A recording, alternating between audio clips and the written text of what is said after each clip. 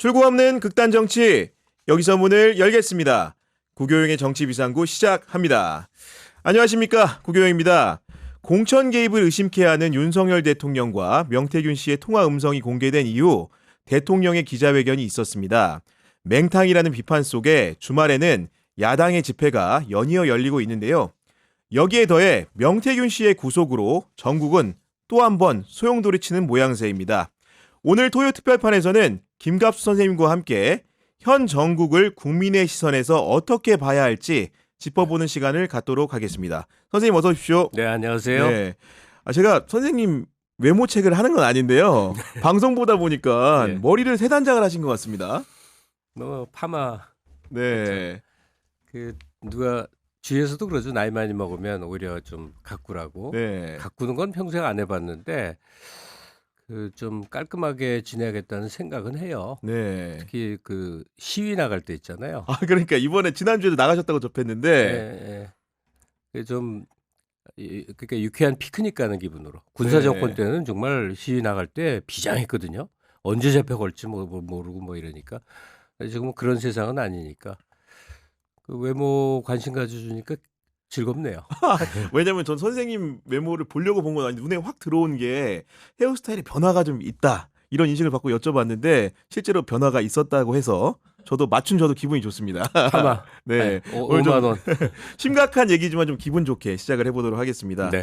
그러니까 김영선 전 의원의 공천 개입을 의심케 하는 윤석열 대통령의 육성 녹취도 나왔고 사실은 여론조사는 말할 것도 없이 지지율이 하락하고 있는 모양새인데 이런 과정 속에서 담화도 하고 기자회견도 열었는데 뚜렷한 반성이 없다는 비판이 많은 것 같습니다. 구교영의 정치비상구에서 매일매일 그 논의를 하지 않습니까? 네. 저도 흥미롭게 보고 있는데 윤석열이라는 인물에 대한 평가는 더 이상 필요가 없는 것 같아요. 그리고 무엇보다 하는 말마다 거짓말이라는 거. 골프장 트럼프 때문에 한번 처음 갔어야 했는데 알고 봤더니 8월서부터 7번 갔다. 그러면 그 전부터 다 합치면 1년에 도대체 그러니까 거의 매주 아니면 격주 갔다는 얘기 아니야? 이게 김수미 씨가 생각이 나요. 돌아가신. 네. 입만 열면 거짓말이 자동으로 나와.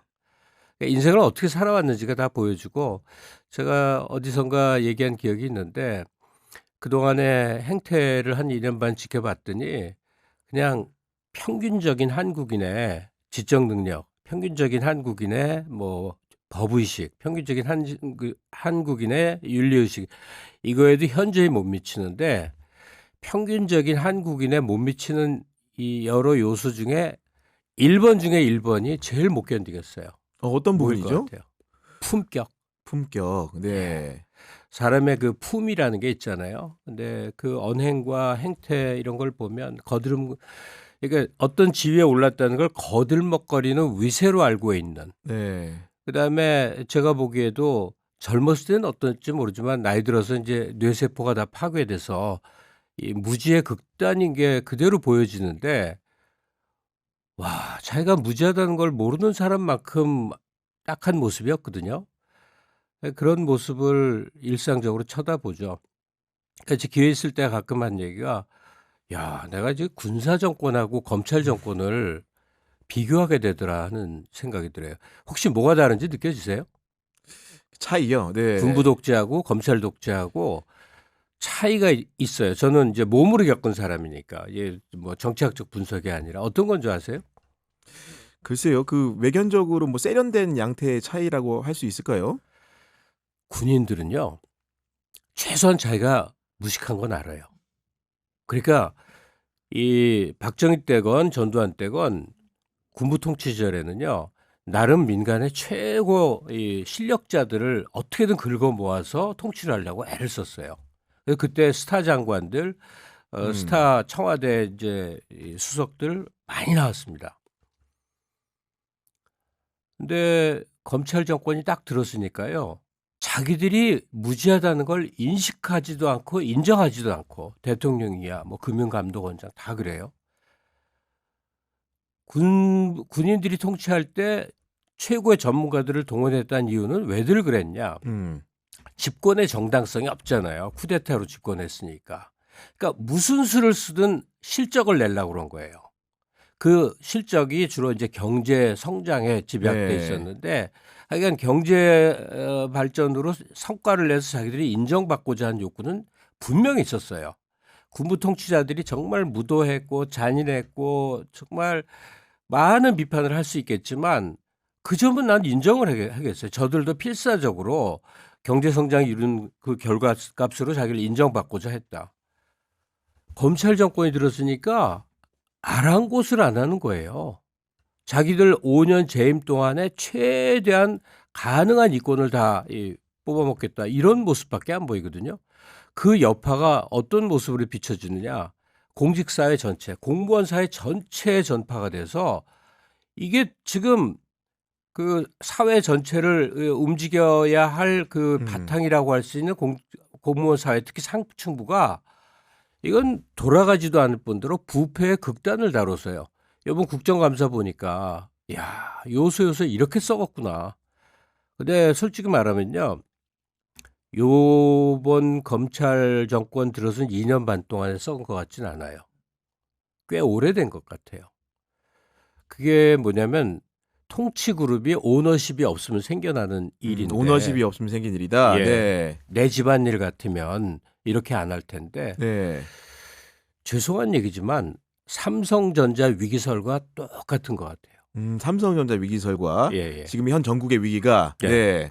야, 어떻게 삼성전자가 위기에 빠지지? 뭐. 근데 저도 이제 유튜브라는 채널이 있으니까 거기 장기 근무한 분들의 여러 가지 얘기를 들으면서 굉장히 와닿는 게 있었어요. 지금 삼성전자 오너가 3세 아닙니까? 네. 날 때부터 도련님이고 부자잖아요. 그럼 사람이 좋아, 성격이. 직원들에게 잘해주고 싶어. 그 현재 삼성전자는요, 세계 최고의 통근 버스가 있고 식사 시설, 복지 시설, 휴게실 매우 잘 돼 있죠. 네. 세계 최고랍니다. 뭐든지. 부잣집 아들은 좋은 소리 듣고 싶은 거예요. 직원들한테 너무너무 잘해준 거야. 그 여파가 뭐냐? 앞뒤가 바뀌어요. 주와 종이 바뀌었대요. 그러니까 오너 최초 설립자나 그 아들 2대까지는 기술의 삼성이라고 그래갖고 정말 최고의 첨단 기술을 획득하기 위해서는 직원들을 갈아 넣어. 그렇죠. 근데 삼성이 네. 성공한 이유는 갈아 넣기만 한 게 아니라 보상도 끝내주고 했단 말이에요.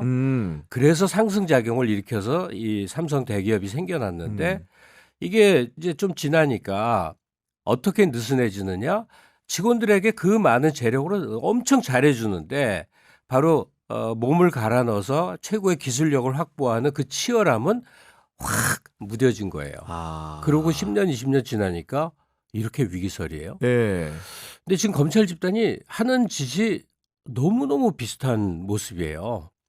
이들은 한국이 현재 도달하기까지의 피나는 고투는 별로 관심이 없거든. 그들은 일찍 검사돼서 검찰은 누린 그 위세의 연장선상에서 대통령이야 고위직을 차지해서 자기들이 누리는 걸 생각하고 우리나라 선진국이야 하지 그게 유지되고 확장되기 위해서 얼마나 피나는 자기들의 노력이 필요한지에 대해서는 아예 관심이 없구나. 이런 느낌을 매일매일 받습니다. 네. 이런 나라는 그냥 자빠지고 말죠. 첫 질문에 제가 답변이 너무 길어졌는데 네. 생각나는 대로 얘기를 할게요. 음. 우리는 우리보다 훨씬 잘 살았고 또 거기 살던 친구 왔을 때 초등학교 때 너무 부러워했던 게 태국이었거든요. 태국은 정말 우리 내리는 정말 잘 사는 나라예요. 근데 우리는 태국이나 미얀마나 필리핀이 될 확률이 훨씬 높았던 나라예요. 뭐냐면 태국이나 미얀마는 군인들이 통치를 한 일에 영원히 통치하고 있어요. 네. 왜냐? 군인을 매개로 해서 사회 상층부들이 다 연고를 맺고 딱 자리에서 하이소 이렇게 있으니까 네. 죽어도 안 변하는데 박정희 때 재벌 대기업을 그때 양성을 했잖아요. 그러니까 이들의 태국식의 하이소가 우리나라도 형성돼서 영원히 안 바뀔 거예요.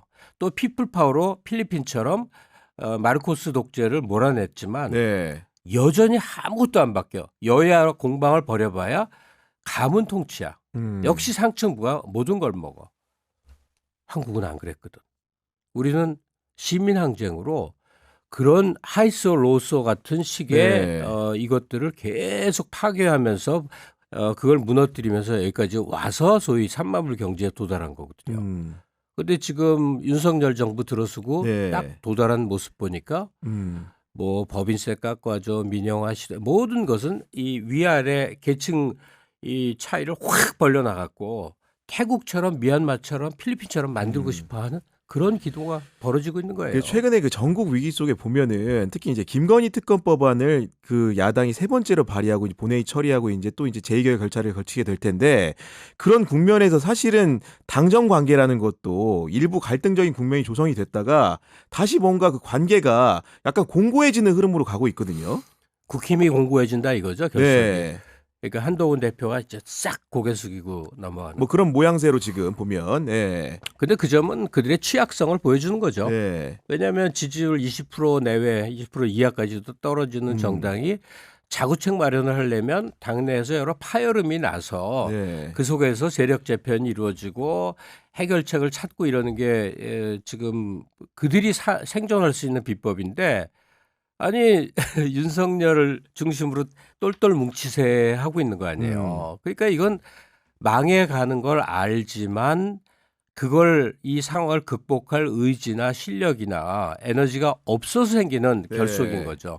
그러니까 홍준표 씨 같이 정치 오래 한 사람은 차라리 민주당하고 정치하세요. 이 말까지 하잖아요. 한 달 전에 그렇게 대통령만 했다는 거죠. 네. 그러니까 국힘의 결속은 그들의 취약성을 보여주는 거기 때문에 잘들 하고 있네 하고 탄식이 나옵니다. 근데 이제 국민들 같은 경우에 그런 상황이고 뭔가 이제 명태균 씨 관련된 사건 같은 경우에도 뭐 제보가 쏟아지는 수준이 아니고 매일 하루가 뭐다 하고 새로운 의혹들이 제기가 되잖아요. 근데 그런 상황에도 불구하고 정권이 외견상으로는 크게 타격을 받지 않는 것 같다는 느낌을 받다 보니까 약간 그 뭐 그런 데서 오는 그런 절망 또는 그런 피해의식들이 있는 것 같습니다. 근데 그 점은요. 제가 뭐라고 감히 근데 약간 노인티를 내고 얘기를 하자면요. 지금 굉장히 잘 가고 있는 상황이죠. 상황 자체는요. 진보와 민주의 입장에서 보자면 갑갑한 건 사실인데 저 무도한 권력이 어떻게 하루아침에 무너지질 않나 하는데 그렇게 쉬운 건 아닌데 예를 들면 정윤회 문건이 터져서 박근혜가 퇴진하기까지 만 2년이 걸렸거든요. 앞으로도 만 2년 걸리면 그건 큰일 날 얘기고 그렇지는 않고 내년 봄까지는 뭐 무슨 결론을 봐야 되지만 지금 진전되는 속도를 보면 그렇게 부정적인 상황은 아니고 네. 저들의 권력이 견고하게 상황을 통제하고 유지되고 있다는 건 정말로 그건 애들 말로 뻥합니다. 그 아닌 척이 그냥 비춰지는데 그냥 속이 다 보이잖아요. 네. 그런 상황인 건데 그럼에도 불구하고 이런 전국 상황에서 뭔가 유쾌한 발상이나 상상을 해보자는 제안들이 없다 보니까 과거에 갇혀가지고 뭔가 이 현상 타파를 못하는 게 아닌가 이런 우려들이 좀 있거든요. 유쾌한 발상이요.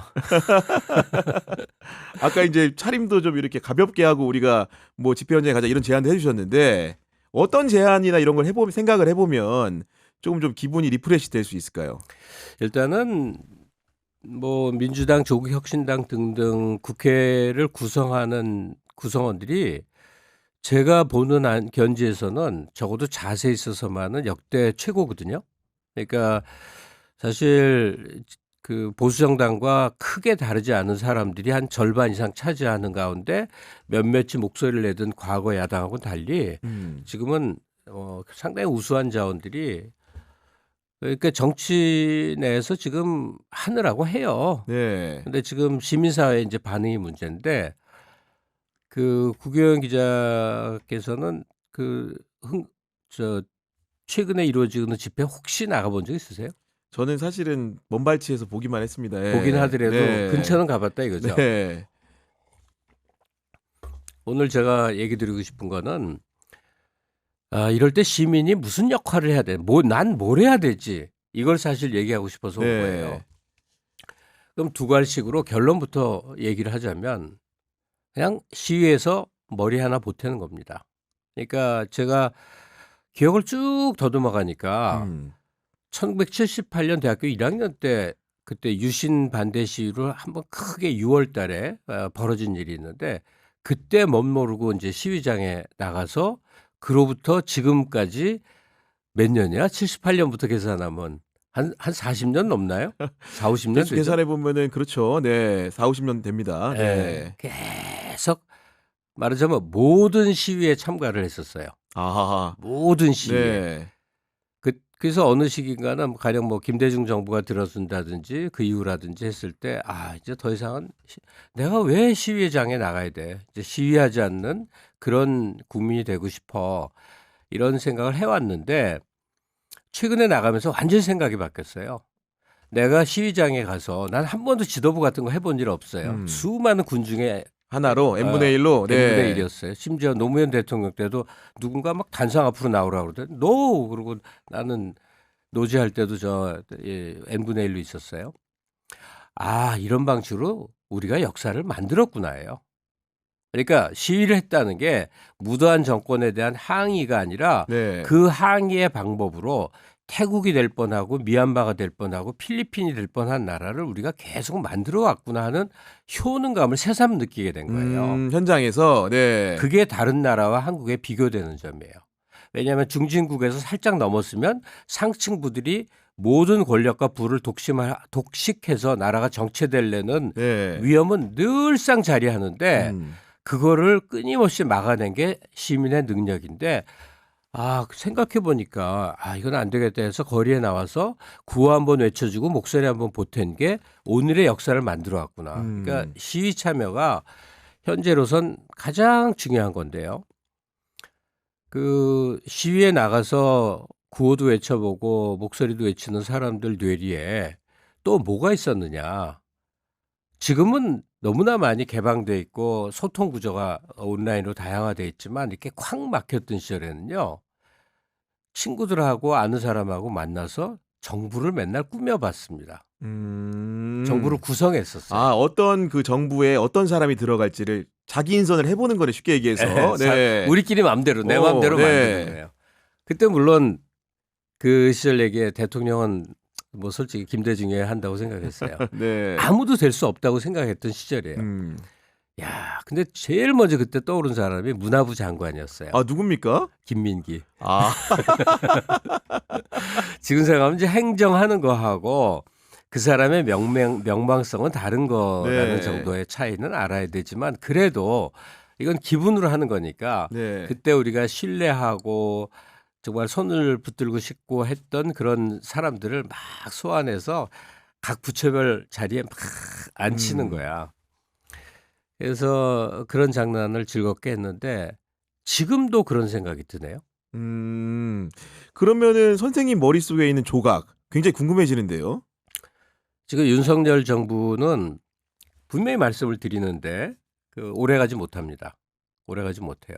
그 이유는 이명박 정부 때 제가 그 광우병 시위라고 부르는 네. 미국산 소고기 반대 시위를 열심히 나갔는데 내가 복귀를 해봤더니 그때는 안 될 시위를 열심히 했던 거예요. 그때도 열기가 대단했거든요. 안 될 시위를 열심히 했다. 좀 약간 이해는 안 가는데. 예. 첫째는 미국산 소고기 검역주권 포기라는 거에 이게 약했던 거예요. 그러니까 대선 불복의 성격이 더 강했지 네. 정부가 결정적으로 잘못하지 않았던 거예요. 내세운 명분 자체가. 네. 그다음에 임기 1년이 안 됐을 시점에 일어났기 그렇죠. 때문에 네. 아직 기대감을 갖는 사람들이 다수 있었던 거예요.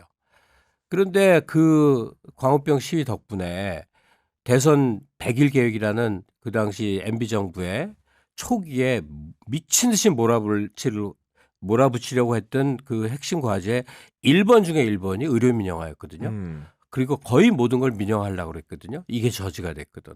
그러니까 시위의 효능은 분명히 있었지만 정권이 무너질 일은 아니었구나. 네. 뭐 그걸 미뤄서 박근혜 시기 또 쭉 유추하면요. 이 정부는 시민 항쟁과 여권의 내부 분열과 또 뭐 이렇게 여론조사 반응 같은 시민의 여러 반응에 의해서 반드시 붕괴됩니다. 임기 못 채워요. 그 시점이 언제냐에 대해서는 논박이 있을 수 있지만 이거는 맹세코 얘기할 수 있어요. 그래서 지금 우리는 섀도우 내각, 조각을 하고 있어야 돼요. 국가 구성을 꾸며야 됩니다. 사전적으로. 네. 네. 근데 어디 이걸 진지하게 할 일입니까? 그거는 가볍고 야당들이 할 재밌고 일이고. 유쾌하게. 네. 일단 대통령은 누구 뽑고 싶으세요? 기자한테 물어보면 난감하지. 정말 그 난감. 김광 선생님 하시죠? 그러니까, 뭐 속마음은 알지만 네. 선택지가 없어요. 선택지가. 그건 이재명 대표입니다. 왜 그래 하는지에 대해서 구구절절 말할 필요가 없이 선택지가 없는 게 그 한국 현대사 100년사에서 저는 영웅론을 경계하는 그 이론을 잘 알아요. 잘 알아요. 그러니까 뭐 민중이 역사를 만들고 진보들은 맨날 그런 소리만 해오니까 네. 영웅은 이제 대표 상징이라는 의미로 얘기하죠. 근데 그게 대표 상징이었건 민중의 역사를 만들건 간에 그때 필요한 영웅의 존재감은 엄청나게 큰 거예요. 엄청나게.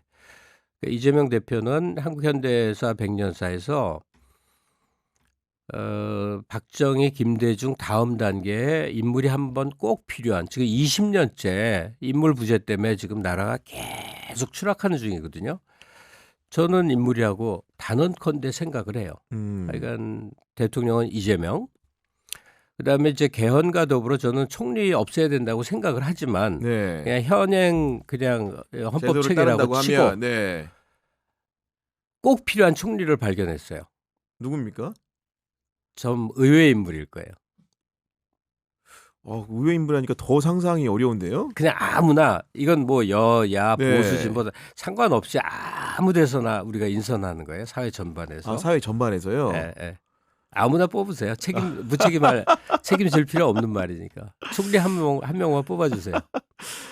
너무 어려운데 지금 머리 지나가는 사람이 많아서요. 예. 우리 제 지금 이 구교영 정치비상구 함께 하시는 분들이 네. 댓글에 인선을 좀 해주시면 좋겠어요. 사실 총리라는 자리가 하기에 따라서는 그냥 대독이나 하는 자리이기도 하고 또 경우에 따라서는 행정부 전체를 통과하는 강력한 자리일 수도 있잖아요. 지금 저는 우리 사회 뭐 경제계가 뭐 굉장히 비틀거린다든가 교육이 이제 한계치에 이르렀다든지 뭐 여러 분야별 문제를 제기할 수 있지만요. 그 전체를 아울러서 현재 한국이 직면하고 있는 큰 문제는 정말로 그 공직사회의 타락이라고 생각을 해요. 왜냐하면 우리 수준 정도로 정말 못 살던 나라가 이 정도 수준에 이르러서 이걸 유지 지속 발전하려면요 정말 공직사회가 비상한 전투 모드로 살아야 돼요. 일반 시민은 적당히 경제 성장의 혜택도 누리고 해외여행도 하지만 내가 공직사회에 들어간다면 거기서 여러 혜택도 누리겠지만 약간 그 좀 사명감. 네. 비상한 시국에 내가 역사를 만든다는 그게 좀 있어야 되거든요. 그러니까 과거 좋았던 시절에 공무원 사회들의 그 얘기 지금까지 전설처럼 전해지는 거 보면 옛날 그 지금 기재부라고 부르는 데가 경제기획원이었거든요. 네. 거기 관료들 아주 전설적인 얘기들 많거든요. 근데 공직사회 전체 또 지자체 전체가 지금은 느슨하다 못해 나 임기 동안 해먹는 자리처럼 변해. 이거 과언이 아니라 그렇게 네. 바뀌었어요. 그래서 이 공직사회를 엄벌에 처하고 긴장감을 줄 수 있는 사람이어야 된다. 부서를 막 잘라내고 네. 뭐 하고 쓸데없는 위원회들 다 쳐내고 네. 진보의 소신이라든 뭐 큰 정부 공무원 많이 뽑아서 이거 다 좀 뒤집고 네. 어쨌든 대개혁을 이룰 정말로 저승사자 같은 인물이 하나 있어야 되는데 네. 그 이름은 정청래다. 이 사람이 사석이나 유튜브에서 보이는 모습 보면 너무 개그캐 아니에요. 맞아요. 네. 좀 철없는 사람 같이 굴잖아요. 네, 이 사람 양면성 중에 법사위에서 보이는 그 모습이 사실 그 사람의 진면목이기도 해요. 그리고 역할이 주어지면 정말 자기를 안 아끼는 사람이거든. 그러다 보니 옛날에는 막말꾼이다, 뭐 운동권 떨거지, 뭐 별소리를 다 들었던 사람인데 그렇죠. 네. 지금까지 이루어진 정치 행보를 보면 한국의 공직사회가 기강을 바로 잡아야 할 때고 그때가 바로 지금이어서 나에게 소임이 주어진다 그러면 네. 죽일 놈 소리를 마다하지 않을 정말 인물이에요.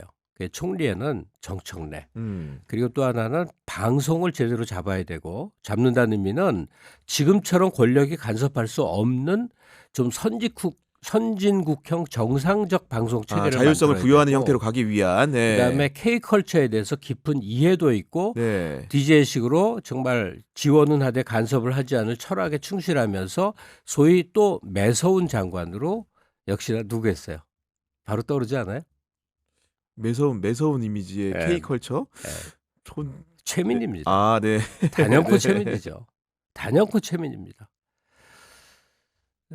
두 명은 인선을 해놨는데 그다음에 DJ 때 장관의 뜻밖의 인물 3명을 시킵니다. 네. 그러니까 노무현이 해수부 장관에 발탁이 맞아요. 돼요. 네. 그다음에 누구죠? 통일부 장관에 갑자기 정동영 장관 아니고. 정동영. 예. 그다음에 보건복지부의 김근태. 김근태. 네. 이게 다 뭐예요? 정치적인 예비 주자를 키운 거죠. 예비, 네. 그럼 네. 예비 선수를 그렇게 키우는 건데 그거 정말 잘하는 거거든요. 왜 장관에서 실적 내라 이거예요. 그 다음 때지만 유시민은 투구투구 자랑하잖아요. 내가 보건복지부 장관하면서 이런 일 했다고 자랑하는데 그런 자원으로 제 눈에는 이 사람은 무조건 발탁을 해서 아, 대선 후보 예비 자원 굳이 자원으로 쓴 얘기하자면 한준호. 한준호. 한준호 저희 방송도 같이 해봤는데 네. 굉장히 일단 외모도 출중합니다. 심지어. 잘생겼죠. 예. 뭐 그런 기준은 아니겠죠? 제가 보기에는. 아유, 해외에 잘생긴 대통령도 한 번 있으면 괜찮지 뭐. 하면서 우리 아직 한 번도 문재인 대통령이 외모적으로는 제일 예. 아시아적 외모로는 통했다. 그렇죠. 네. 예. 한준호는 아마 근데 글로벌 외모로 통할걸요. 그러니까요. 예. 왜 외모로 가는지 모르겠다. 근데 예비 자원으로 저는 한준호 의원을 이렇게 실물도 본 적이 없고 네. 뭐- 정말 잘생겼습니다. 제가 참고로 말씀드리면 실물 본 입장에서 말씀드리면 예, 그러니까 저 나이쯤 되면 어떤 정치인은 어떤 경로로 이렇게 알 수도 있잖아요. 근데 한준호는 한 번도 접점이 없었던 사람인데 그 균형 감각이 엄청 있는 사람이고 자기 통제력이 강한데 정말 실력이 있구나를 여러 번 절감했어요. 여러 번. 뭐 물론 양평 고속도로 관련해서 네. 이걸 냈지만 그의 살아온 히스토리, 난 그 노숙자 저 어려운 삶 경험한 저 게 들었습니다. 예. 너무 매력적이더라고. 우리나라는요 아직까지 언제까지인지는 모르지만 아직은 그 피나는 걸 아는 사람이 대통령해야 됩니다. 삶에서 피나는 게 뭔지 아는 사람들 있잖아요. 네. 밑바닥을 아는 사람이 예, 그게 뭐 가난이건 가족사건 뭐가 되건 피눈물이 뭔지를 흘려본 사람 같은 존재가 대통령이 될 필요가 있는 나라예요. 왜냐하면 이 계층 이 각도 이거 벌어지는 거를 필사적으로 좁혀야 되는 게 우리나라에서 네. 대통령의 사명이거든요. 그 밖에도 뽑고 싶은 사람이 많은데 몇 명 더 해주셔도 됩니다. 지금. 예. 아니 저 한 명 인선해 보세요. 구 기자가 아무나요? 네. 저는 사실은 그 박균택 의원 사실은 주목해서 많이 보고 있거든요. 법무부 예. 장관. 네. 그렇죠. 박은정보단 박규택이 나을까? 뭐 두 분 다 사실은 그 어떻게 보면 출신 성분은 비슷비슷하신데 그 장단점은 또 약간 개별적으로 다른 것 같습니다. 박균택 의원은 약간은 뭔가 이제 서글서글한 말솜씨인 것 같으면서도 뭔가 굉장히 단호한 부분이 있는 분이고 그렇죠. 우리 또 이제 박은정 의원 같은 경우에는 외견적으로 굉장히 단단해 보이는 면모 가운데 굉장히 따뜻함이 있을 것 매섭고. 같고. 네. 근데 좀 불안정해 보이는 게 있죠. 박은정 의원은. 근데 그건 캐릭터고 그러면 박은정이냐 박균택이냐를 갖고 우리 한번 논쟁을 해보자. 이런 거 재밌다니까. 이제 시위장에 이렇게 계속 이어지는 게 아니라 이렇게 한국 등에서 좀 약간 여유로운 시간이 생기거든요. 맞아요. 네. 야 그러면 박은정하고 박균택 갖고 싸우는 거야 막. 서로 논쟁적으로 나를 시켜달라. 예, 예를 들면. 예. 그런 거 재밌다는 얘기예요. 그러니까 실제 행정을 잘할지는 또 이제 임명권자가 네. 더 다른 판단을 할 거예요. 근데 그 제가 지난 20년 동안 느낀 게 있는데 그 권력 속으로 들어간다고 그럴 때 지금 같은 이제 오픈 소사이어티에서 대중적으로 알려진 인물과 알려지지 않은 인물의 중에 어떤 쪽이 나을까라고 판단을 해봤을 때 단연코 알려진 인물이 낫구나로 판단을 아, 했어요. 그렇습니까? 예. 이제 임명권자가 볼 때 대중 뭐 유튜브 매체 구교영의 정치비상구에는 전혀 그런 데 안 나오지만 그들의 세계 내에서 유능한 사람이 있을 수 있잖아요. 맞아요. 네. 말도 잘 못하고 심지어 외모도 안 따라주지만 능력 있는 사람이 분명히 존재하잖아요. 반면에는 민주당이나 기타 야당들이 이제 대중적으로 이렇게 알려진 인물들이 국회의원에 많이 지금 당선이 됐고, 근데 그들의 효능감으로 볼 때 알려지지 않은 그들끼리 내부의 실력자들로 구성된 게 바로 지금의 국힘당 의원들이에요. 근데 와, 조금도 그들의 뭐 선악 뭐 이런 거 말고 실력을 못 믿겠어요. 오로지 공천받는 기술. 공천자에게 잘 보이는 기술만 존재했구나. 이걸 깨닫습니다. 그래서 제가 한 명을 탈락시키고 한 명을 다시 등용할 생각인데 네. 제가 이 구교영의 정치비상구 하던 초기에는 이준석을 등용했을 거예요. 그것도 유력한 자리에. 네. 근데 이제는 전혀 아니게 됐어요. 아, 일련의 사건들을 겪으시면서 예, 그러니까 저는 세상에서 제일 혐오하는 게 정치 기술자들이거든요. 근데 이렇게 기술자로 그동안 처신한지를 몰랐어요. 왜냐하면 만나면 좋은 사이였으니까 좋은 얘기만 했고 상상력을 공유하는 사이였는데. 그의, 네. 그의 비전이라든지 음. 하여튼 멋진 모습만 봤으니까 와 실제 그래서 나한테 그래서 그런 말을 많이 했구나. 뭐 먼 과거 얘기지만 선생님은 아무것도 모르세요. 실제로 그런 얘기를 많이 했어요. 예, 실제로 아무것도 모르는 게 맞는데, 근데 가령 정치 현상을 얘기할 때 제가 얘기하는 건 되게 이 나이브해 보였나 봐요. 왜냐면 로맨티스트로 생각한 거구나. 이상론적인 본인은 또, 얘기만 예. 하니까.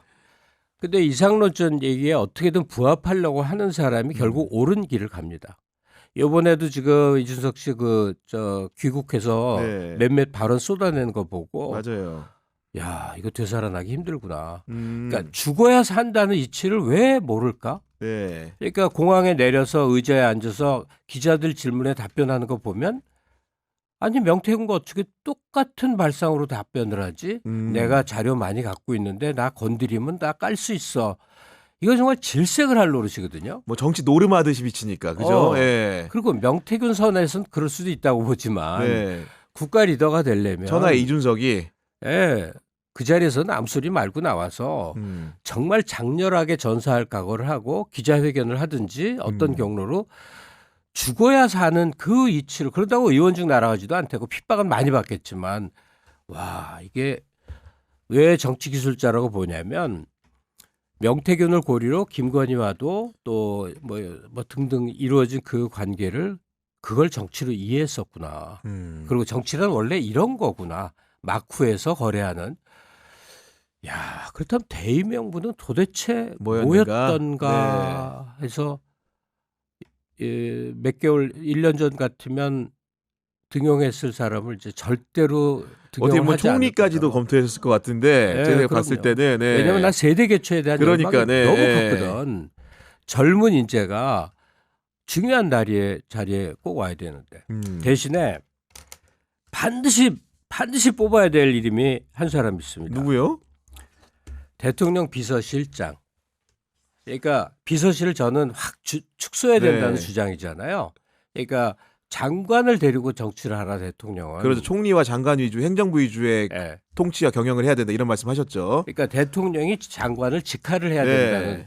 그래서 수석 비서관들이 앉아서 각 부처에 대응하는 그 역할을 하니까 이게 되는 일도 안 되는 일도 없이 시간만 잡아먹는 걸 문재인 정부 때 너무 많이 봤거든요. 네. 그러니까 이러면 안 된다 싶은데 그러다 비서실장은 다르죠. 2인자이기도 하고 정말로 정말 물건이 앉아야 되는 자리예요. 김민석입니다. 대통령 비서실장은 김민석이에요. 그다음에 그 효능감은 현저히 예전에 비해서는 떨어졌지만 적어도 한국이 통상으로 12위, 13위 하는 나라 아닙니까? 네. 그러면 아니 국제 정보, 국제 첩보가 목숨처럼 중요한데 지금 국정원은 다 뭐 하는 기관인지 모르겠어. 뭐 하는 기관인지. 근데 뭐 하겠죠. 네, 무슨 일 음지에서 일하니까요. 네, 하겠죠. 네. 그런데 유능한 사람 다 떨어져 나갔대잖아요. 몇백 명 단위로 아웃을 시켰는데 그 아웃된 사람들이 진짜 물건이랬잖아요. 정말 국정원도 대개편을 해야 되는데 신임 대통령 임기가 아니라 그 후로도 오래오래 국정원장을 할 사람을 하나 찾아내야 됩니다. 이거는 정말 국가 안위를 위해서 또 북한이나 대중국 관계 안보를 위해서 정말 네. 국정원장은 너무너무 소중하고 네. 이거는 정파색이 좀 열더라도 정권 바뀌지 않을 오래갈 사람. 실력자를 해야 된다. 네. 그리고 제가 보태서 뭐 여쭤보면은 선생님이 이제 몇 명 열거해 주셨는데 개인적으로 좀 이렇게 대중의 눈앞에 사라졌지만 그런 사람 중에 이탄희 의원 있었죠. 그리고 이제 지난번에 선생님께서 나와서 설명했던 의원 중에는 이소영 의원 있잖아요. 그렇게 있었고 그다음에 물건이네. 김한규 의원도 보면은 굉장히 의정 활동을 최근에 보면 네. 젊고 참신하게 이렇게 정력적으로 하는 것 같은데 그런 분들에 대해서는 좀 어떻게 생각하십니까? 아니에요. 다들 네. 물건이죠. 근데 이탄희 의원은 너무 감성적이어 갖고 하여튼 정말 인물이고 삶의 자세가 정말 눈물겨운데 대신 좀 단단해져야죠. 뭐로 불출마하고 그러니까 권력 의지가 없다는 거에 대해서 이제 일종의 자부심을 느끼고 있는 것 같아요. 근데 그렇다고 해서 바깥에서 이 엄혹한 시기에 목소리를 드높이면서 역할을 하는 게 아니어서 정치 자원으로서는 좀 문제가 있는 게 아닐까? 그렇다면 다시 이 법관으로 돌아가서 그 제명 되나 그건 그 절차는 잘 네, 모르겠지만 뭐 저도 잘 모르는데요. 그 부분은. 이탄희 네. 대법원장쯤 만들면 아주 그 우리나라 그 사법 체계가 그 뭐라 그럴까? 좀 이렇게 사람들이 사법부의 판단이면 신망하는 그런 모습이 되지 않을까? 지금은 사법부에 의해서 유죄가 되면 죄인이고 죄인은 나쁜 사람이고 무죄가 되면 그 사람은 억울한 사람이고 그 사람은 옳은 사람이야. 이 생각 듭니까? 야, 이 사람은 비싼 변호사를 살 돈이 없었구나. 정권의 밑보였구나. 유죄가 때려진 사람들에게 당장 가는 시선이 이렇게 된 거예요. 그런 심정을 갖지 못하는 너무 불행한 네, 거예요. 사법 시스템을 바꿔볼 수 있는 사람. 네.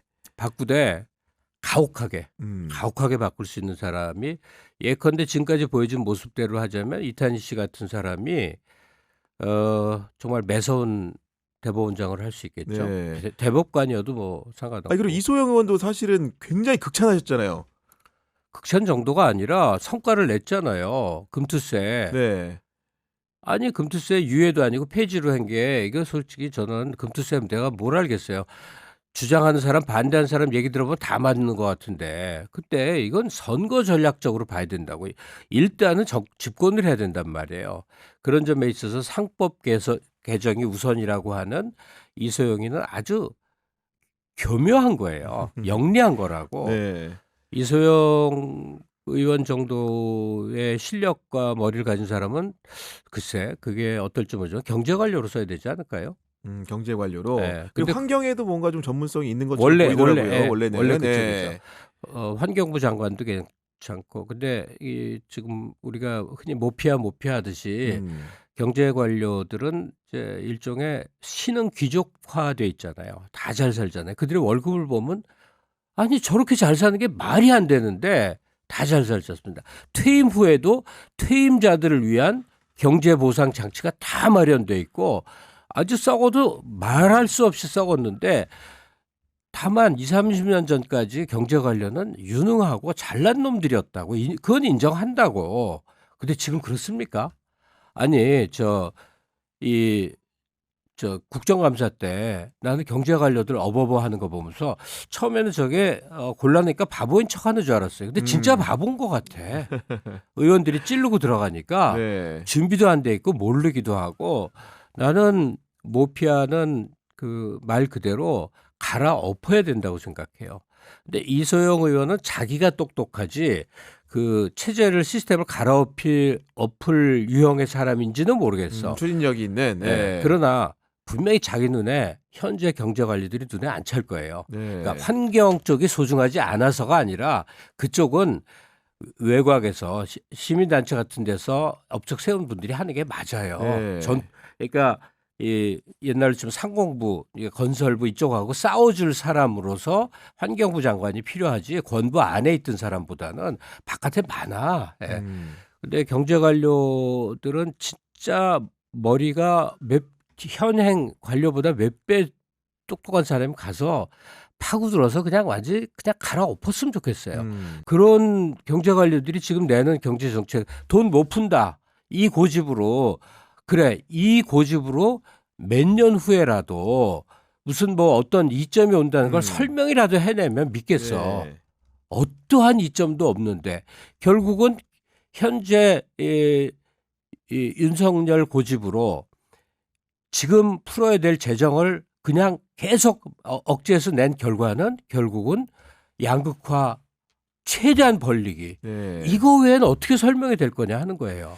결국은 이게 선생님이 이제 말씀해 주신 부분들이라는 게 우리가 이제 유쾌한 상상인 거죠. 뭔가 이제 새롭게 섀도우 캐비넷을 논의해 보고 이런 것들을 내가 좋아하는 사람을 자리에 네, 앉히는 거야. 자유롭게 좀 이렇게 토론해 보고 토의도 해 보자. 뭔가 이제 그 뭔가의 절망감들을 떨치고 일어날 수 있는 방법으로서 이런 얘기를 해주시고 계신 건데 결국 그 얘기를 열린 공간에서 하자는 말씀이신 거잖아요.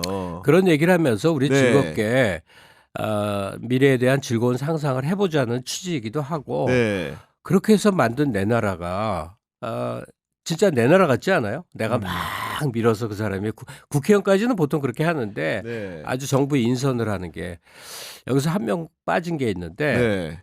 그 저는 또 절실한 게 이제 교육 과제라고 생각하고 그건 뭐 길게 해야만 되지만 짧게 얘기하면 대학 무시험제예요. 그러니까 자격 고사만 보는. 네. 그 지론이시죠, 선생님의. 네. 제 지론 중에 지론이고 그거는 지론이 아니라 정말 그게 안 되면 죽어버릴 거야. 죽지 마세요. 그래서 이거 교육부 장관은 나를 시켜줘. 자천이에요, 자천. 이게 굉장히 핵심적인 교육부 장관 말이 하기 마지막에 있었네요. 너무 늙었다 근데. 내가 10년 전이었으면 진짜 대가리를 디밀 텐데 네. 원래 저는 그 노무현 정부 때 잠깐 뭐 그렇게 뭐, 대단한 자리는 네, 아니어도 들었습니다. 네. 청와대 연락이 왔을 때 그때 거절하면서 고민을 정말 심각하게 해봤는데 네. 나는 공직을 맡으면 안 될 인간이다라고 아주 확언을 했기 때문에 그 이후 또 이제 사회적 발언을 할 때 절대로 이해관계에 휘둘리지 않으리라 이 결심. 내 영역이 지금은 정치 발언하는 거고 그 전에는 문화 영역인데 단 한 번도 이해관계에 휩쓸리지 않으리라 요건 지켰어요. 네. 여성은 좋아했지만 이해관계에 있어서는 정말 철두철미 지켰어요. 요즘은 그것도 중요합니다. 근데 더 중요한 것 같아요, 저는.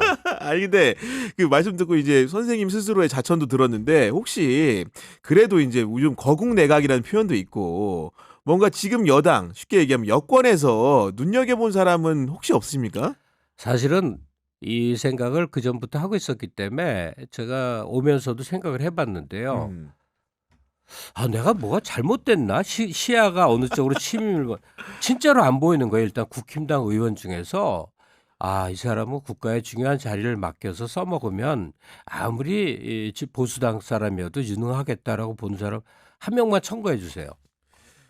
저는 없어. 저 개인적인 뭐 사실 이거 뭐 좀스러운 부분이긴 하지만은 김미애 의원 이런 분들은 걸어온 환경이나 길들을 봤을 때는 뭔가 이제 밑바닥 인생이나 이런 것들을 잘 이해하고 있는 분이어서 그분의 의정 활동 자체를 제가 세세히 살피진 못했는데 그런 부분에 있어서 약간 공감되는 있거든요.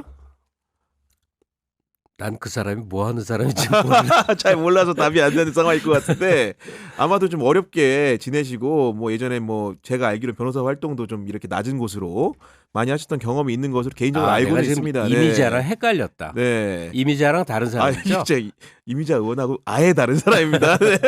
지금 갑자기 선생님 얼굴 안색이 좀 저를 좀 약간 다르게 보는 것 같았는데 이미자 의원은 아닙니다. 네. 이미자가 유능해? 난 너무 네. 이상했는데.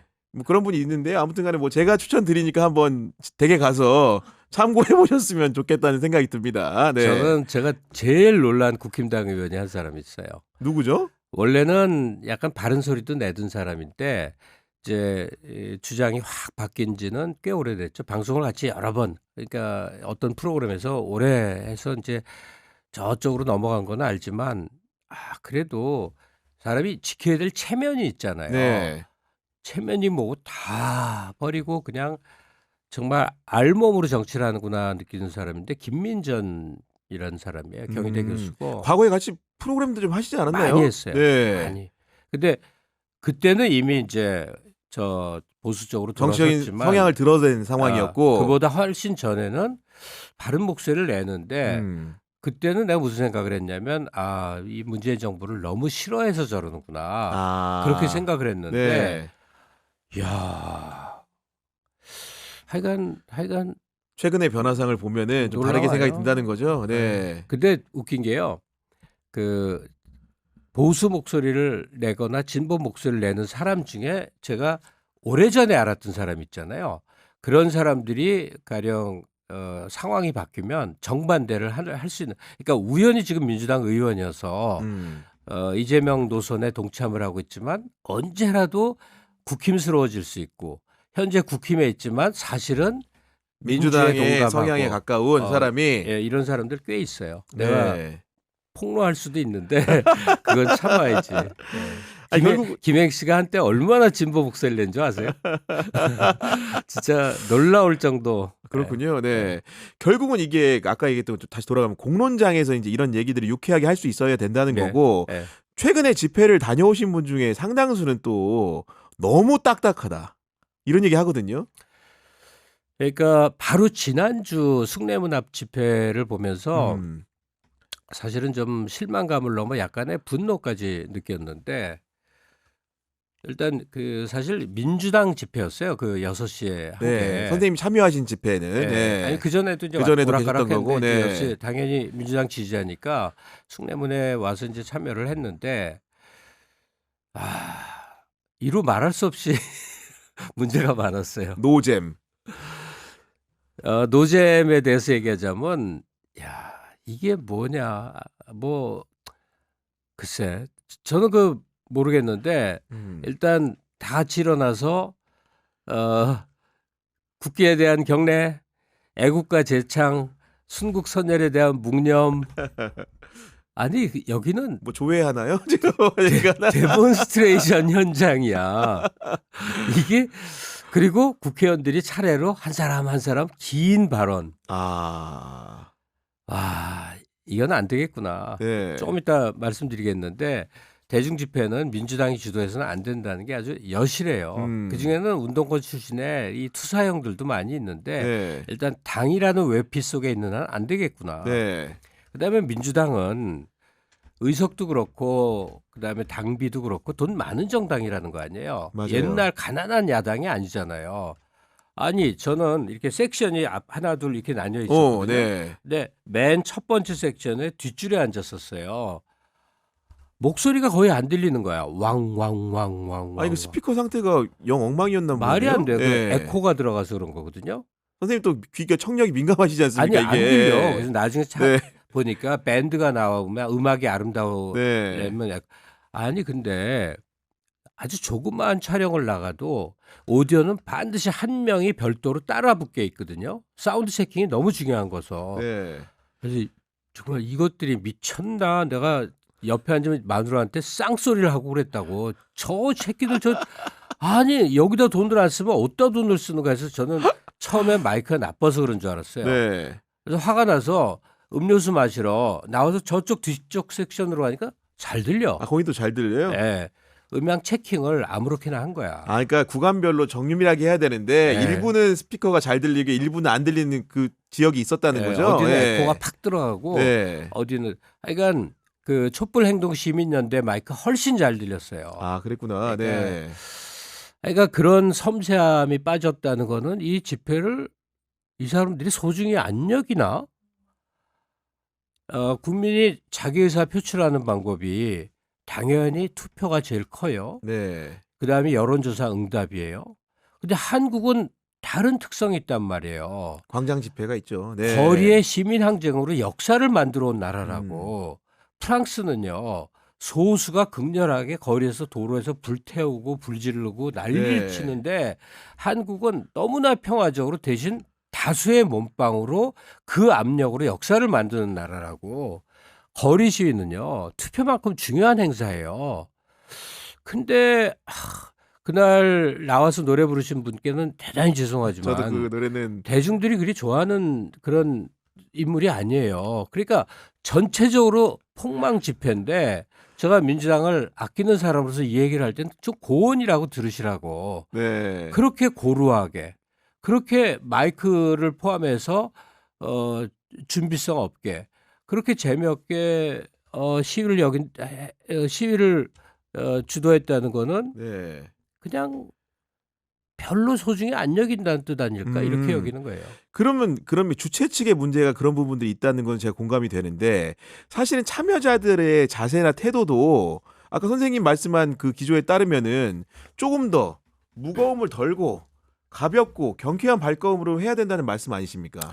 참여자들의 자세에 대해서는 제가 살짝 반론이 있을 수 있는 그냥 네. 저의 소박한 개인 생각. 주장 몇 네. 가지만 좀 펼칠게요. 첫째는 이거 기혼자는 안 되겠구나. 웬만하면 혼자 가라. 아, 거기서 짝을 만나야 돼. 시위 현장의 특성이 뭐냐? 아니 아까는 그 사모님하고 같이 나갔다는 취지의 증언 아니셨습니까? 저는 혼자 못 가요. 마누라가 너무 강경 진보야. 그래서 그 나 혼자 나가면 혼나요. 네. 그래서 옛날부터 결혼 이후로 항상 같이 아 그렇군요. 나가요. 네. 나 혼자 하고 싶은데 그게 안 돼. 근데 자꾸 동창별, 네. 모임별 이렇게 그룹으로 오는데 그러면 또 그들끼리만 어울리잖아요. 끼리끼리. 네. 근데 시위 현장의 특성은 정말 아무나 하고 얘기하거든. 옆에 있으면 그냥 처음 보는 사람이야. 근데 와 얘기하고 막 아무나 얘기하거든요. 음식도 나눠 먹고 이렇게. 먹을 거 있으면 그냥 아무나 음. 주고받고 그러죠. 네. 물 마시다가 뭐 드세요 막 주고 그게 시위 현장에 그리고 그 시위가 절박하면 할수록 그래요. 전두환 시절에는 뭐 탁 너무 여학생 탁 세우면 나 연대 그럼 나 숙대 뭐 그랬대. 그럼 탁 일으켜서 둘이 막 뛰다가 네. 어느 장면에선 포옹하고 뭐 아, 그 영화에서나 볼 법한. 아니 네. 실제로 많이 있었던 일이에요. 실제로. 근데 제가 지금 우리 시위의 엄숙성을 네. 뭐 가볍게 얘기하고자 그런 건 아닌데 이거는 사회 동포주의가 좀 발휘되는 공간이어야 된다. 우리는 낯선 사람한테 굉장히 낯을 가리는 민족이거든요. 맞아요. 네. 그 잘 모르는 사람 지나갈 때 안녕 하고 웃으면 미친놈 돼요. 근데 그 적어도 시위 현장은 아무하고나 얘기할 수 있는데 그렇게 해서 서로 친교도 맺고 그러니까 동성애 친구도 만나고 네. 외로운 사람들은 짝도 그 만나고. 자리에서 이성을 네. 만나면 얼마나 좋아. 8시 이전엔 끝나니까 애프터로 맥주 마시러 탁 가는 거지. 하여튼 그런 장이었으면 좋겠고 네. 그러기 위해서 제가 꼭 부탁드리는 거 젊은 층은 말할 필요가 없지만 요즘 다 멋쟁이니까 옷 좀 잘 입고 가자. 차려입고 가자. 예. 네. 캐주얼로 그러니까 요즘은 뭐 이렇게 전경한테 짓밟히고 뭐 옷 찢어지고 이런 일은 상대적으로 적잖아요. 네. 앞으로는 겁줄라고 좀 그게 강화될 텐데 그 정도는 겁내지 마시라고. 뭐 목숨도 잃고 그러는 게 과거 일인데. 그러니까 멋지게 차리고 와야 이게 유쾌한 카니발처럼 기분이 나요. 그리고 좀 더 열심히 하게 돼. 네. 그러니까 60 넘은 인간들에게 그러니까 내 또래들에게 감히 명하노라. 등산복 좀 입지 마라. 정답이다 이거는. 정말 진짜 미치겠어. 정답이다. 예. 미치겠어. 야 정말 정답입니다. 네. 그러니까 정 캐주얼 웨어 마땅한 게 없으면 알리나 테무에서 사세요. 싸. 3만 원이면 자켓 하나 해. 네. 그러니까 한국 문화 K컬처가 여러 부문으로 확장돼 있잖아요.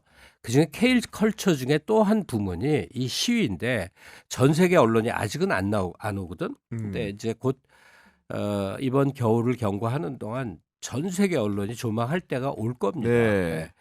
근데 우리 좀 멋있게 차려입고. 차려입고 나가서 그 시위 현장에서 목청 높여 외칠 때 하나는 분노, 또 하나는 우리의 자부심. 우리가 역사를 만든다는.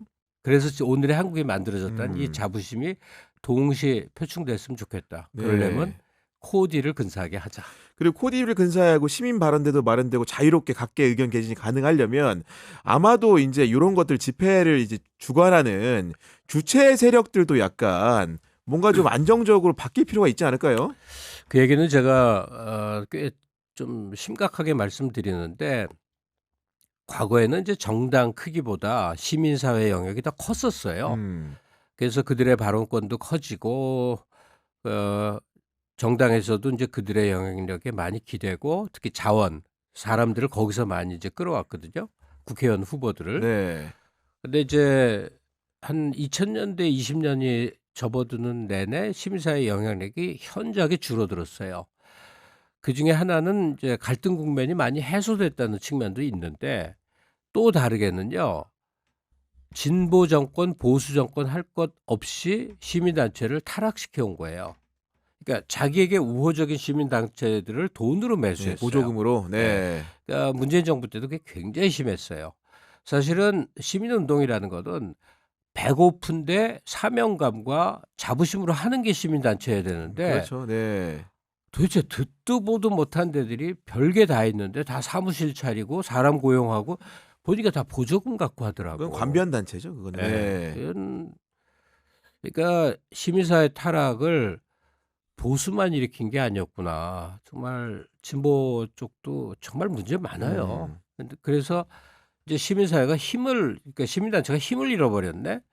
그리고는 그 기대치가 정당으로 쏠리니까 지금 민주당이 너무 많은 걸 떠안고 있는데 시위란 한국 규모에서는 100만이 완성이에요. 다른 나라는 뭐 3만이 모이면 뭐 엄청난 시위라고 대서특비라고 난리가 나는데 한국은 그 스케일이 중국보다 커요. 시위 문화는.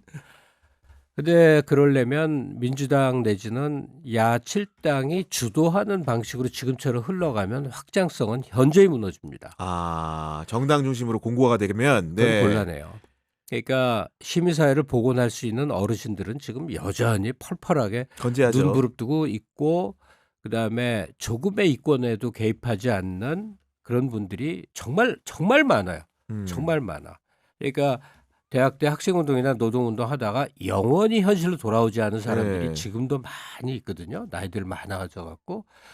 그러니까 저는 함세웅 신부님께 80이 넘으신 분께 정말로 죄송해서 엎드려 절이라도 하고 싶은 마음으로 지금 대표 얼굴이 되어 주십시오. 이렇게 함세웅 말씀드리고 신부님에게. 싶어요. 네. 그러니까 함세웅 신부님 같은 분을 정점으로 해서 과거에 범민련 같은 이런 단체가 있대. 민주당, 참여연대, 또 뭐 조국혁신당, 당과 여러 그 신망 있는 단체들이 동등하게 참여하는 그런 이제 광범위한 윤석열 퇴진 범국민 시민 운동이 마련이 되고 거기를 중심으로 앞으로의 그 시민들의 항의나 여러 가지 이제 지금은 위클리로 하지만 아마도 이제 위클리일 수가 없을걸요. 그거에 네. 대비해서 프로그램을 해나가야 되고 그리고 무엇보다 지금은 서울만 하잖아요. 네. 전국 조직화하기 위한 움직임을 부산히 해야 된다. 그리고 이제 그렇게 말 그대로 주체를 이렇게 변경이 되고 그런 상황 속에서 무엇보다 중요한 건 또 아까 뭐 위클리 얘기, 뭐 데일리 얘기 하시는데 그 프로그램이 중요한데 문화 전문가로서 프로그램 구성이나 이런 것들을 좀 약간 이렇게 첨언을 해주신다면 어떤 방식으로 해야 될까요? 아니 그건 뭐 해볼 건 다 해봤으니까 뭐 새로운 건 없어요. 네. 옛날에 저기 문화부 국장인가 하는 사람이 한번 만나재요. 네. 그러면서 노무현 정부 때지. 네. 그때 돈 많이 주더라. 자문비. 그 문화부 정책에 대한 아, 그래요? 예. 자문을 해달래. 그래서 내가 한 3일 정도 정말 열심히 준비해갖고 쫙 얘기를 했더니 네. 하나하나 안 해본 게 없더라고. 아, 이미 다 그 막혔어. 카테고리 속에는 네. 생각해볼 거리는 다 해본 거야. 그래갖고 굉장히 그 진짜 민망했던 기억이 있어. 나는 참신하다고 생각하고 뭐 돈 갔는데. 돌려주신 건 아니죠? 돈은 잘 받았었지. 나는 그 과기처 자문도 했다. 아, 진짜요? 너무 웃기지 않아요? 아, 과학기술처요, 당시에? 엉뚱한 시선이 필요했던 거야. 그 부처를 조직을 약간 바꾸기 위해서는 예, 엉뚱한 사람의 네. 발상이 필요했던 거예요. 네. 그러니까 너무 웃기지 않냐고. 지금은 그때는 과기처였지만 지금 과학기술부인가? 그러니까 과기정통부죠, 지금은. 과기정통부지. 네. 예. 그 밖에도 나를 왜 불렀지? 그런 거 꽤 많아요. 네. 공공 건축에 관련돼서 세미나를 하는데 그 세미나 20차례 사회를 제가 다 받았어요. 다 했어. 내가 왜 건축학회 사회를 보냐고. 그러니까 뭔가 새로운 시설을 불어넣는 것이니까 그런 거예요. 집회도 그래도 하늘 아래 새로운 게 없다고 하지만은 예. 뭔가 새로운 시선과 컨텐츠가 보이기라도 그렇게 해야 되는 거 아닙니까 지금? 예. 그러니까 하늘 아래 새로운 게 없을 정도로 한국의 집회 문화는 다채롭고 많은 실험을 해봤지만 제가 78년 이래 모든 가능한 시위에 다 나와봤다고 그랬잖아요. 정말로 그 시위에 그 뭐라 그러지? 핵심? 네. 시위의 그 이렇게 꽃 뭐 이런 거. 시위의 꽃은 시민 발언대예요. 시민 발언대라고. 이게 시위대가 많아지면요. 네. 맨 위에 연단, 대표 연단 아래 밑에 구성원들이 모여서 그 지휘를 따르는 게 아니라 방사형으로 수많은 개별 분집이 연단이 생긴다는 거죠. 만들어져요. 네. 그리고 이게 이제 심화되면 사실 거의 종일 시위로 이루어져요. 맨날 매월 며칠 몇 시 이거는 그냥 총집합의 시간이고 그 전후로도 후로도 이루어지는데 과거에는 정말 감동적인 그런 장소들이 많았어요. 그냥 열악하게 메가폰 하나 쥐기도 하고 네. 마이크 시설을 하기도 하는데 시민 발언대가 도처에 만들어지면서 생각지도 못했던 아줌마 아저씨들이 정말 말도 못할 개그를 펼치기도 하고 정말 젊은 친구의 피눈물 나는 하소연도 있고 대개는 10명이 나온다면 6, 7명은 그냥 핏대만 올리고 말을 잘 못하는데 그래도 꼭 몇 명 중에 하나는 건져. 야, 이렇게 설득력 있는 말을 하는 사람이 있구나. 저렇게 잘난 놈이 네. 있구나. 듣도 보도 못한 그냥 연희 시민 중에 하나가. 아직은 시위가 활성화되기 전 초입이니까 그런데 이제 시민 발언대 특히 이제 한겨울 추위에 손을 꽁꽁 몰아 할 때 그 다채로운 시민 발언대에서 수많은 목소리들을 쏟아져 나올 것이고요. 지금은 그 개인 매체들이 활성화되어 있기 때문에 유튜브를 통해서 또 다른 경로를 통해서 그 발언들이 여러 형태로 이제 채집이 돼서 네. 유통이 될 텐데 그거는 확장되면 기존 미디어의 역할보다 더 큰 역할도 네. 됩니다. 네, 그럼에도 불구하고 현재 상황을 돌이켜 보면 사실은 지난 집회에서도 경찰의 여러 가지 그 공권력의 진압 방식이 논란이 되기도 했고 그 명태균 게이트가 계속 언론 보도가 계속되고 있지만 실제로 수사가 어떻게 될지에 대한 의문들도 있는 것이고 거기 더해서 야당도 사실은 뭐 이재명 대표의 사법 리스크라든가 기타 등등의 문제 때문에 일련의 흐름이 조금 낙관적이지 않다는 얘기들도 많이들 하거든요. 네. 근데 이 대표의 재판 결과에 대해서는 네. 어떠한 경우에도 흔들릴 필요가 없다. 어떠한 결과가 나온다 하더라도 일단 이런 정치 판결에 대해서 유죄면 나쁜 사람이었나 보네. 무죄면 억울했구나. 이렇게 판단할 사람 아무도 없습니다. 그거는 보수도 그렇게 생각해요. 그러니까 판결 결과 이제 대법원 판결이 내려져 갖고 대법원 확정으로 정치 활동이 금지된다면 그건 정말 불행한 일이죠. 사실 브라질은 룰라가 그렇게 해갖고 정치 활동이 금지됐다가 다시 했죠. 네, 네. 그래도 그러니까, 되살아나갖고 지금 브라질 잘 나가고 있지 않습니까? 브라질 케이스가 우리랑 지금 거의 네. 완전히 똑같은 그런 건데, 그러니까 이재명 대표에 대한 판결이 전국에 여러 변수는 되겠지만 그냥 민주당의 당대표이자 현재는 진보개혁 진영의 리더로서 선임된 이재명 대표 자체의 위상에는 흔들림이 없어야 될 것 네. 같고요. 그다음에 질문이 뭐였죠? 그리고 결국은 이제 그런 얘기입니다. 그 앞에 이제 길게 했는데 그 시국에 대한 전망 선생님은 기본적으로 앞에 하시는 분들 전망들을 보면은 약간 낙관적인 전망인 것 같은데 실제로는 그 낙관하는 그 장담하는 근거 이런 게 사실 좀 궁금한 거거든요. 일단 시위 진압에 대해서는 네. 그러니까 낙관 전망에 대해서는 좀 두 번째 네, 얘기하고요. 얘기하고. 시위 진압 전망에 대해서는요. 그 강경 진압이 언제까지였냐면 MB 정부 때였어요. 맞아요. 예. 그때 물대포였잖아요. 근데 물대포가 무섭던가요?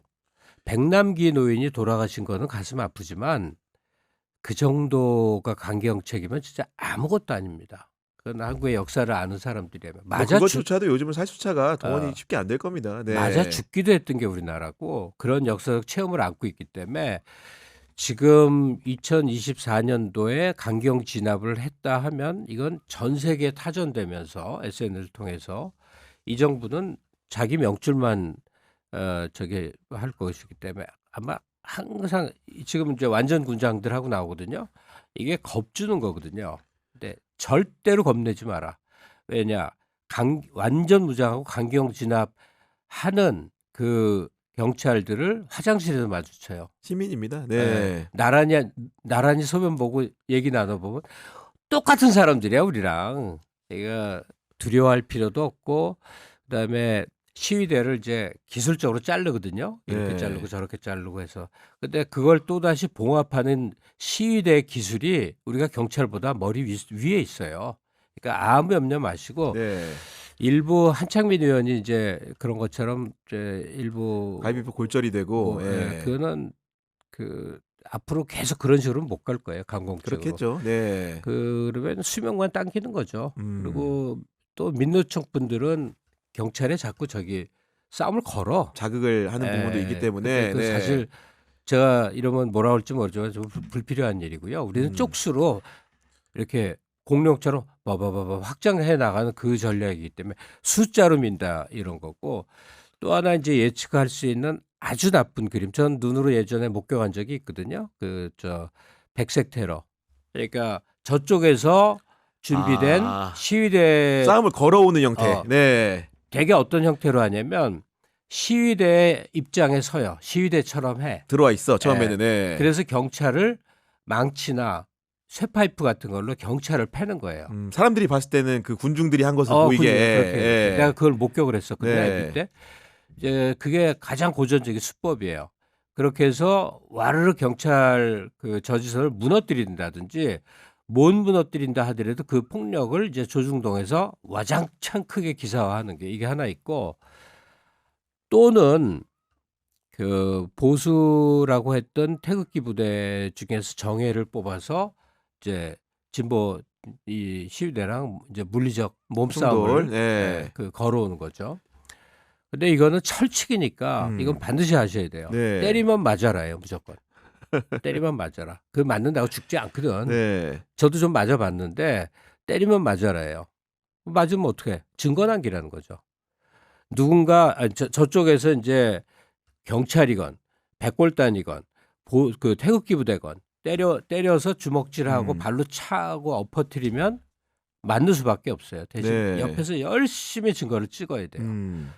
그거가 이기는 길이기 때문에 하여간 백색 테러에 대해서 대비책은 하여간 우리가 맞아가면서 증거를 내세워서 네. 그걸로 이제 그 상대를 제압하는 그런 방법밖에 그리고 없죠. 마지막으로 그 낙관적 전망을 하시는 개인적인 경험 데이터 선생님한테 좀 있을 것 같거든요.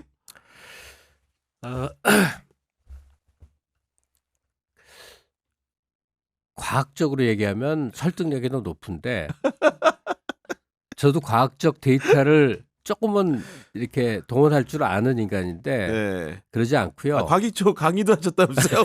그러니까 자문을 했다고 자문. 자문하니까. 지금 생각하면 말도 안 된다. 아니 과기처에서 나오는 그 잡지에 한 3년 이상 연재도 했다니까 글도 썼다니까 지금 생각하면 정말 말도 안 되는데 하여튼 그랬어. 그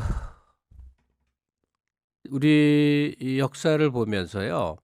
가령 그 우리나라 사람이 어떤 사람들인가에 대해서 이제 여러 각도로 이제 생각을 해봐요.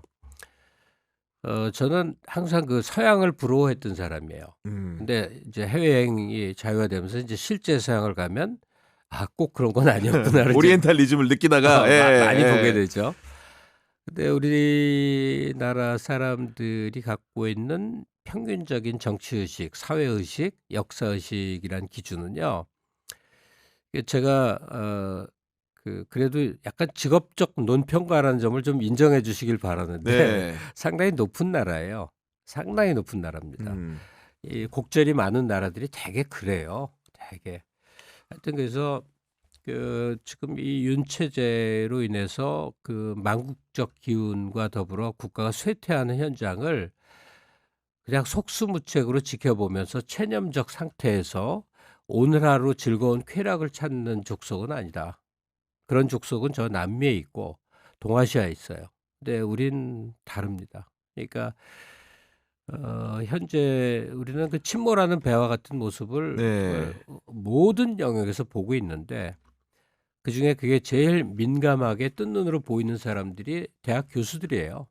네, 교수들이 지금 성명을 내고 네, 시국 있고 선언에 나선 예, 모양새죠. 네. 이게 소극적 저항 같지만 굉장히 파급력이 큰 음. 거거든요. 그 의외로 이제 스카이 대학들이 아직 목소리 안 나오잖아요. 그건 그럴 리가 없거든요. 그건 뭐냐? 이 사람들은 좀 더 큰 판을 준비하고 때를 있다고. 기다린다. 아니 네. 더 키우려고. 더 네. 큰 판을 하고 있다고 봐야 되는데 이제 지식인 사회가 움직이기 시작하고 경제 현장에 있는 분들, 특히 자영업자들의 이반들, 주식 투자자들, 그다음에 역시나 전 국민의 의사 통합을 시킨 윤석열 통치의 그 장점, 세대 통합이 이루어지고 있다는 점. 나이 든 사람이나 젊은 사람이나 모여 앉으면 윤석열 욕하는 데에는 다 마음에 동감을 하고 있다는 점. 지금 이 분위기에서도 윤 정부가 6개월 내지 길어야 8개월 안에 조기 종식이 안 된다면요. 그다음에는 이민 가야 돼요. 이민 가야 돼요. 그리고 아예 현실에 눈을 감아야 돼요. 근데 그런 나라는 아니라는 경험치적인 것도 있고 데이터도 있고 윤 정부가 이대로 가다가는 정말 결단납니다. 근데 네. 분명히 누구는 이제 5월 안에 봄이 활짝한 5월을 맹춘이라고 그러거든요. 맹춘이요. 예, 네. 예, 용맹하다 할 때 그 맹춘 전에 새 정부 이제 들어선다 그 얘기를 하는데 그걸 믿고 가십시다. 네.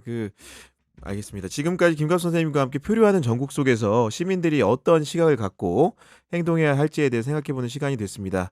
앞으로도 당연하겠지만 다양한 주제로 선생님과 뵙기를 기대하면서 오늘은 보내드리도록 하겠습니다. 선생님 출연해주셔서 감사합니다. 네, 고맙습니다. 네. 구경의 정치비상구는 월요일 오후 4시에 찾아뵙도록 하겠습니다. 경향TV 구독, 좋아요 꼭 부탁드립니다. 긴 시간 시청해주셔서 감사합니다.